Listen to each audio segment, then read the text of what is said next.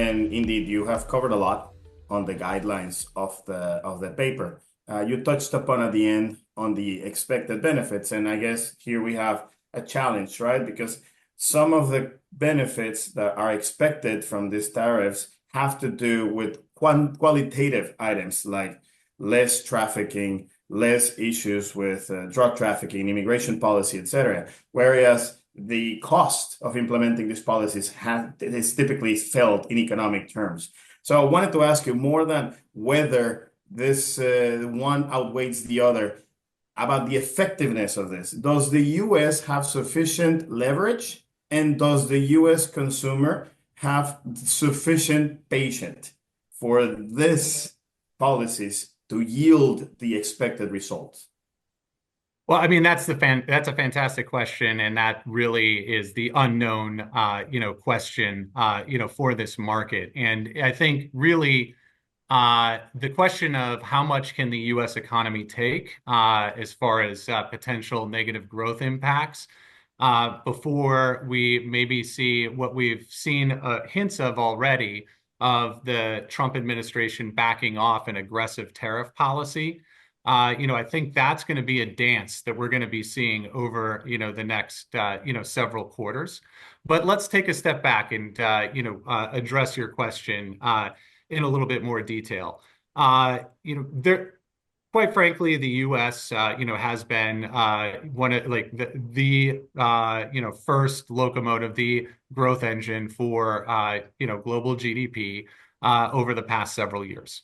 So the U.S. has been experiencing a fairly strong, cyclical recovery. It's been growing at, very strong, over 3%, per annum pace.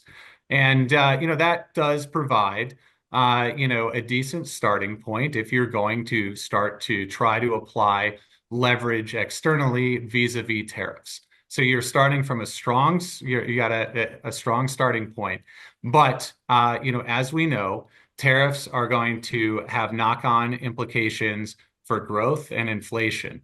And the tariffs, as we're seeing them, and as I've described them, are not just one and done. It's not one tariff that's being put on that then potentially could be negotiated away, or even if it stays, it's a one-time price adjustment. And all economies, exporters and importers, consumers, and everybody else can then adjust over time. It may be initially painful, but you can adjust over time if it's a one-time price adjustment. What I laid out for you in the prior section were multiple layers of tariffs trying to accomplish, a variety of goals, whether it's policy-driven of fentanyl and immigration, or structurally driven, trying to, rebuild and expand the U.S. manufacturing base, or finding a new revenue line item for the United States. These are all, areas where we see the potential for tariffs to pile one on top of the other. And that is where the risk lies. First and foremost, when applying the tariff to, foreign economy, if the foreign economy doesn't have enough fiscal space to be able, and a strong domestic consumption base to be able to, support what might be several one-off price adjustments, that will impact the domestic economies of those countries where the U.S. is applying tariffs to in a negative manner. But as we know, trade is not a one-way flow. There are complicated supply chains across the globe that, are going to feed back into, the United States, the growth picture, for the United States. The consumer in the United States, did have a windfall following COVID and a build out of their balance sheet. And then we had very strong fiscal spending over the past half decade, following COVID, which helped to support, consumer spending in the U.S.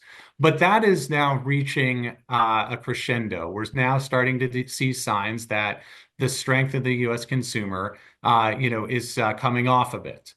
Also, tariffs are going to feed through to higher prices, and that's going to make its way through the economy and into markets in several manners. Obviously, the first would be if we see a full pass-through, U.S. consumers end up paying more. So really, it could be a tax on the U.S. consumer. But let's say, okay, the consumer is not going to pay more. The importing and exporting companies decide that they are going to eat a little bit more of the tariff and pay the tariff. Well, what does that do? That reduces the overall profit and margins of those companies. And then potentially you can see those companies making the tough decisions in order to keep their company as a going concern. They may decide to pay less. They would offer less wage increases and potentially even lay people off as, prices impact, the overall performance of their individual businesses. So, consumers are they're coming from a strong, I think the US is coming from a strong standing point. Consumers are coming from a strong starting point, but there are all these embedded risks that are amplified with with the potential that we'll see tariffs not only put on as a one-time price adjustment, but layered, one on top of the other. Joel, let me turn it back to you and see maybe if you had, wanted to follow up. Yes, in the context of market implications, actually, because then we have this different relationships of different countries. Farid Zakaria spoke recently about how this change in the world order is taking place, not only because of tariffs, but because of other changes in the U.S. traditional international policy, external relationships, etc. So there's been a broad discussion the last couple of years about nearshoring and onshoring. How is this affected in a market as important as North America? And does it also impact Central American and Latin American countries as they are closer geographically from these other markets like China and otherwise that are being disfavored now? Well, those policies are certainly at odds with each other, aren't they? I mean, it's a great question to bring up, and it's something that this administration is going to have to sort out. So, one thing that I'd like to highlight, for people watching this is I think an important date to watch is the April 2nd date when Jameson Greer, the U.S. trade representative, is due to present his report on global trade. It's also the time we're expecting reciprocal tariffs. We're expecting the 25% potential for now the implementation of the 25% tariffs on Canada and Mexico, as well as the sectoral tariffs. But it's going to be wrapped up in this trade report that Jameson Greer is going to put out. Now, I have not seen, as of yet, a consistent policy framework for what the tariffs are trying to do. Hence my paper of trying to, create a framework out of what I'm seeing from the headlines. It's my hope that we will see that in a lot more detail in this policy paper.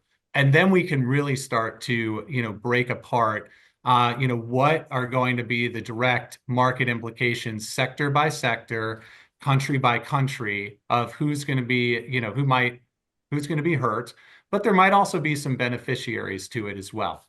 And I think it's not until we get these level of details that we can really start to ferret out, how these, what are seemingly, items at odds with each other, mainly the need to, or the goal of placing China in that strategic competitor bucket by trying to nearshore, friendshore, bringing the Chinese manufacturing and supply chains that are built around China to Canada, to Mexico, and then throughout, the Latin American region.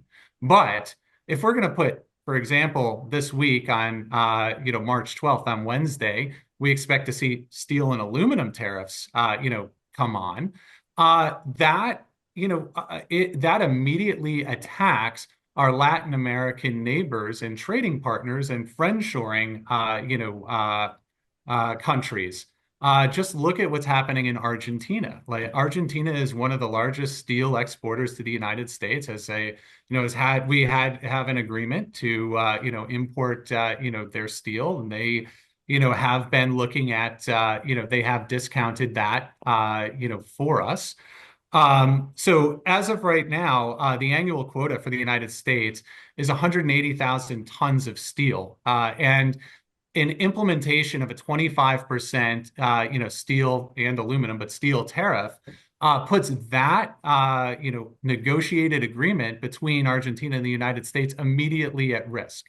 That we could go through country by country, sector by sector, all of the other, potential, the potential sectors that are at risk with the U.S. tariff policy as it's announced. If we take a step back, how is that helping us bring production closer to home and keep also the cost of production low? Because what we have in a lot of the already negotiated trading relationships are benefits. Countries are benefiting from where they have comparative advantage, and by using a regional trading model for North America and Latin America, we're able to re-nearshore these supply chains without coming at a tremendous cost. Because as you know, the Chinese labor has been at a historically discounted value, as they provided cheap labor to the globe ever since their entry into the WTO. So I think the idea that all of this production should just come to the U.S., the disruption, in my opinion, would be pretty severe, both to the United States and not obviously to the globe. There's going to be lots of negative economic implications, as we discussed, to all of the individual trading partners with the United States, but also the loss of these global supply chains feeding into the U.S. In the near term, could be tremendously economically disruptive. So I think it's yet the answer has not shown itself yet, Joel.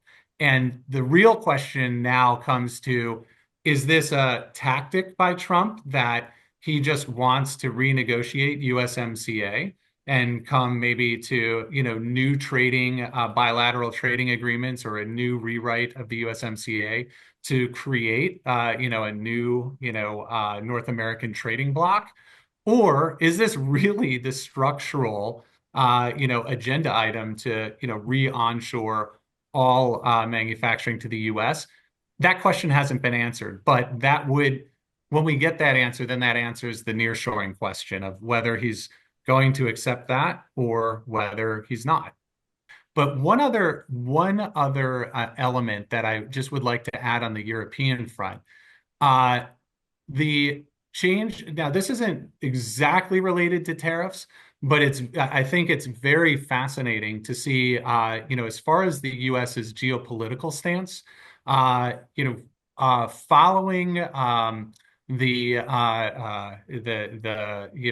meeting between President Trump and President Zelensky in Washington, D.C., we've seen a sea change in the government psyches in Europe as far as their approach to defense spending, and now being a little bit more lax on fiscal to allow a little bit more deficit and debt finance spending, the potential for using more joint issuance to push forward defense and infrastructure.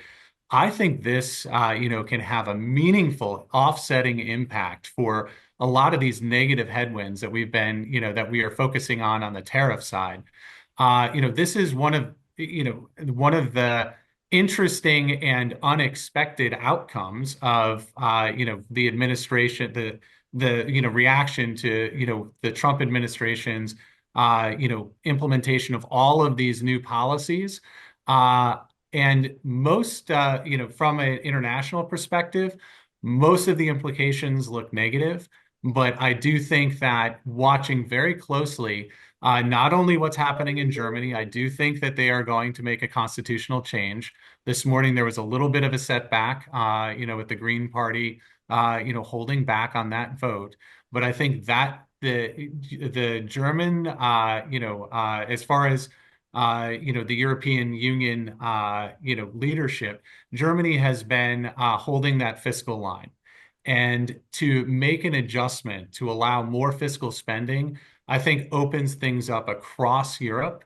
The idea that you're going to have, pan-European spending, and potentially, funded by joint issuance, all of that, has a tremendous amount of, medium-term benefit to Europe and has been much needed. I think, focused infrastructure defense build out, it can help reinvigorate a lot of that, European industrial effort that has post-COVID been languishing due to, all sorts of reasons. One, higher energy prices, and then to very competitive goods coming from China, especially in the EV, the electrical vehicle space.